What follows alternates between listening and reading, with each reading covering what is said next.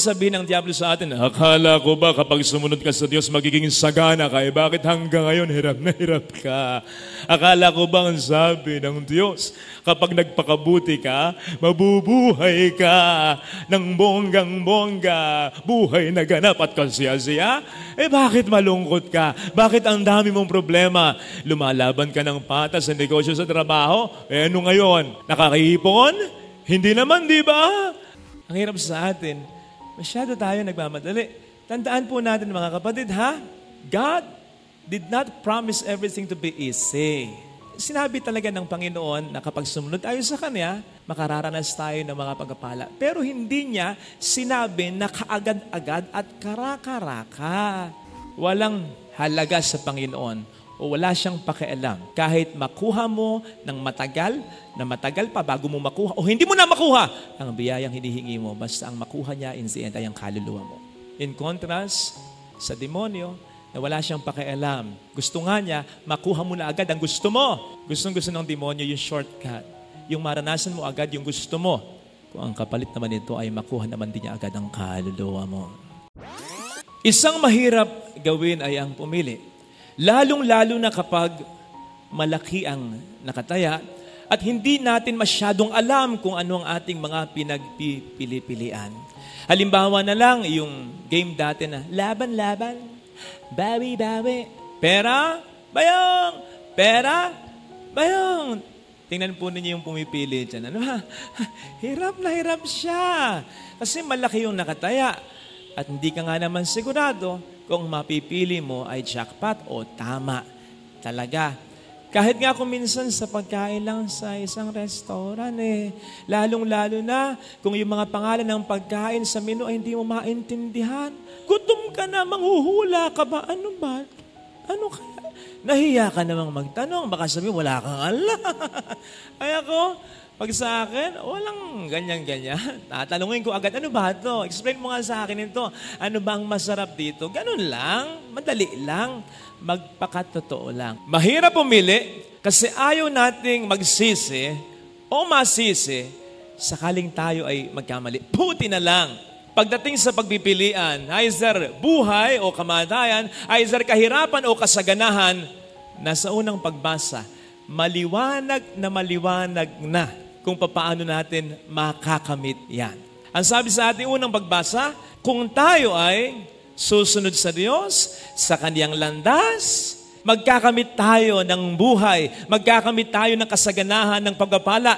Pero sa oras na tayo tumalikod sa Kanya, magkaroon ng ibang Diyos, halimbawa ang Diyos-Diyosan ng pera, ang Diyos-Diyosan ng ating pride, ng ating kayabangan, ang Diyos-Diyosan ng galit, etc. The moment we do that, ang sabi sa ating unang pagbasa, ngayon pa lang sinasabi ko na sa inyo, malilipol kayo. Kahirapan, kamatayan ang mararanasan niyo. Maliwanag na maliwanag yan. Madaling-madali yan. Yung mga choices na yan. Eka nga natin, hindi na kinakailangang i-memorize pa yan. Ang problema, hinahayaan natin ang demonyo na pahirapin at palabuin ang mga choices na ito. Sa papaanong paraan? Una, hinahayaan natin ang demonyo na questionin kung ano yung alam na natin sa simula't simula pa na tama at totoo. Hindi na mali yan. Sa panahon ngayon, practical na lang yan. Nahihirapan ka, hindi mo kayang buhayin yung bata, nahilaglag mo na. Marami nang gumagawa niya. As in the case of premarital sex, same-sex marriage, cheating, bribery, bashing, yung pagsasalita ng mga bagay na hindi maganda, yung pagpapakita at pangangalandakan pa ng alam mong pagkakasala at immoral na. Okay na yan. Uso-uso na yan. Tapos sasabihin din niya sa atin, ano yan? Sigurado kang tama pa yan? Sigurado kang okay yan? Ikaw na lang yata ang gumagawa. Ikaw na lang Ikaw na lang yata As in the case of praying before and after eating in public places, as in the case of paying our due taxes, as in the case of being steadfast to what is right, to what is true, alam nating mabuti. Kino-question ng demonyo.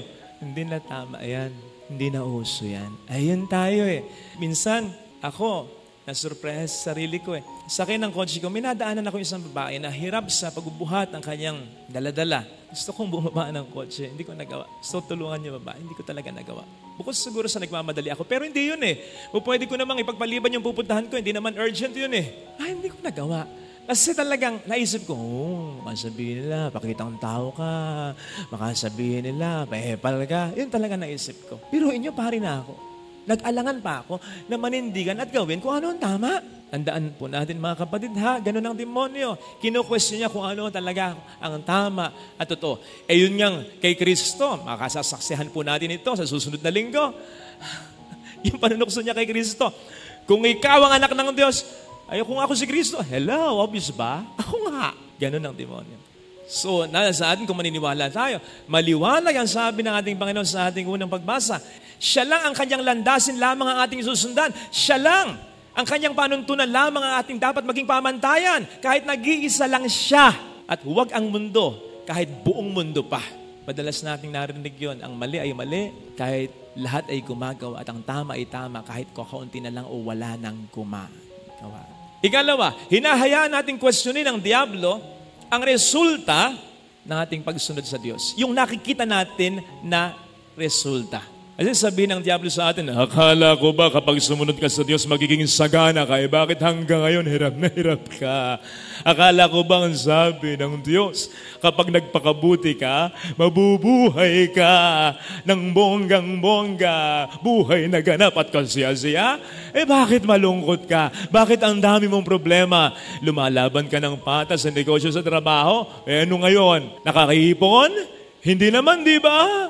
Tingnan mo yung mga gumagawa ng masama. Yung mga nagpo-5-6, yung laki-laki ng tubo, yung mga nagkakaroon ng mga illicit relationships, yung mga nandadaya na alam mo, yung mga masamang tao na alam mo. Maganda ang buhay nila, di ba? Samantalang ikaw, nga. Ano pang inintay mo? Join na. Again, tandaan po natin na sinungaling ang Diablo.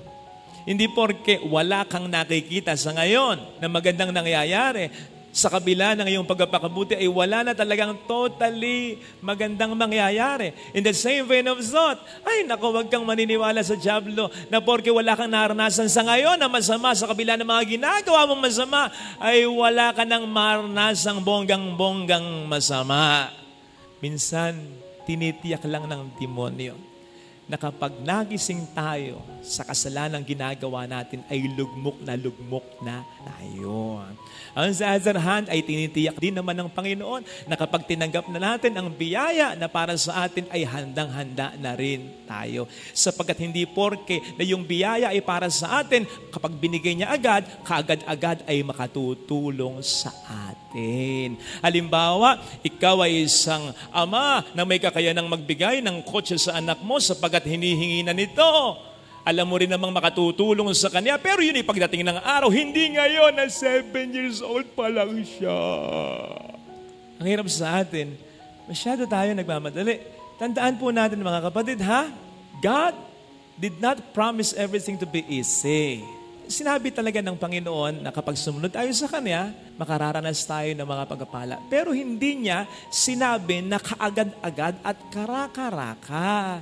In fact, chapter 30 po ng Deuteronomy ang ating binasa. Sa mga unang chapters, paulit-ulit, sasabihin ng Panginoon sa mga Israelitas sa pamamagitan ni Moises, pagpapalain kayo, pero sasabihin niya lagi, sa iba't ibang mga paraan, magsumikap, maging consistent, tumawag lagi tuwina sa Panginoon, katulad ng sinasabi sa ating salmong tugunan, maging matyaga. Isa pa, di ba? In Galatians 6 verse 9, ano ang sabi doon ng Diyos sa pamamagitan ni St. Paul para sa ating lahat? Do not grow weary. Huwag kayong mapagod, manghinawa in doing what is good, sa paggawa ng mabuti. For in due time, you will reap a harvest. Sa takdang panahon o pagkakataon, aani kayo ng sagana kung you will not give up. Yun ang sabi doon. Kailan mo sinasabi yung don't give up? Di ba? It presupposes isang challenge na matagal at mahirap. Don't give up. You don't say don't give up sa isang gawain kung ito'y magiging madali at mabilis lang ang lahat. Sabihin sa iyo ng anak mo, Nay, tututbrush ako. Sabihin mo ba sa anak mo, tututbrush ka anak? Don't give up. Toothbrush lang, don't give up. So do not give up Ibig sabihin, kasama yung paghihintay sa biyaya na tatamuhin natin sa ating buhay. Kasama yung proseso. God has perfect timing for everything. Mamadaliin mo ba yung pagpapagawa ng isang gusali kung masasakripisyo ang tibay nito? Mamadaliin mo ba yung paggugupit sa'yo, ng nag-haircut sa'yo? Kung hindi mo naman makukuha yung cut na gusto mo, mamadaliin mo ba yung pagluluto kung yung tamang timpla ay hindi magiging sakto? Ganon din sa mga biyaya na binibigay sa atin o ibibigay sa atin ng ating Panginoon. Ang pagkakaiba lamang sa mga examples na nabanggit ko, itong biyayang ito luto na, itong biyayang ito cut na, para sa iyo talaga, itong biyayang ito matatag na, okay na, solid na, ibibigay na lamang niya. Pero kung bakit may mga pagkakataon na hindi pa niya ibinibigay ay sapagkat hinahanda pa niya tayo ang ating buhay. Hindi lang tayo, kundi yung sitwasyon natin at yung mga tao na nakapaligid sa atin. Anong sabi ng ating Panginoon sa ating Ebanghelyo ngayon? Anong mapapala ng tao, makamtan man niya ang buong sanlibutan kung ang kapalit naman ito ay ang kanyang kaluluwa? Paraphrasing this, sa ating pinag-uusapan, walang halaga sa Panginoon o wala siyang pakialam. Kahit makuha mo ng matagal pa bago mo makuha o hindi mo na makuha ang biyayang hinihingi mo, basta ang makuha niya in the end ay ang kaluluwa mo. In contrast sa demonyo, na wala siyang pakialam. Gusto nga niya, makuha mo na agad ang gusto mo. Gustong-gusto ng demonyo yung shortcut. Yung maranasan mo agad yung gusto mo. Kung ang kapalit naman ito ay makuha naman din niya agad ang kaluluwa mo. Sana mga kapatid, pag-isipan po natin mabuti ito. Maliwanag, madali lang pumili. Huwag lang natin hahayaan ng demonyo na palabuin ito, na pahirapan ito sa pamamagitan ng pag-question niya sa kung ano ang tama at totoo at pag-question niya sa ating pagsunod sa ating Panginoong Jesucristo. Buti sana kung ang nakataya lamang ay madali na bagay lang o konti lang, pero ang nakataya dito ay buhay natin, kasaganahan natin, not just materially but also spiritually.